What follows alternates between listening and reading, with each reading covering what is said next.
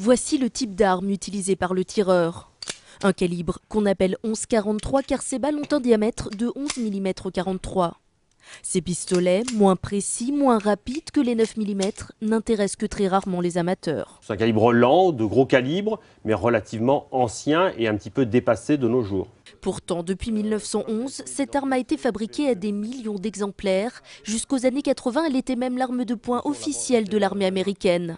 Ce pistolet serait donc aujourd'hui aisément accessible de manière frauduleuse. Il y a effectivement une filière parallèle, et puis pour ce type d'armes, il y a toutes les armes qui sont restées de la dernière guerre, qui peuvent rester dans une cave, dans un grenier, qui peuvent traîner, qui n'ont pas été déclarées. Cette arme est aussi la préférée du grand banditisme et des règlements de compte. Le choix d'un calibre 11-43 n'est donc pas anodin, disent les spécialistes. Il démontre la détermination du tueur. Où on sait que quand on utilise un 11-43, on va faire beaucoup de dégâts et qu'on va tuer la personne quasiment à coup sûr, ça montre que tout ça est pensé, réfléchi. Et pas besoin d'un entraînement poussé pour utiliser ce pistolet à faible distance. Selon les experts, l'auteur de l'attaque est donc sûrement un initié, mais pas forcément un professionnel des armes.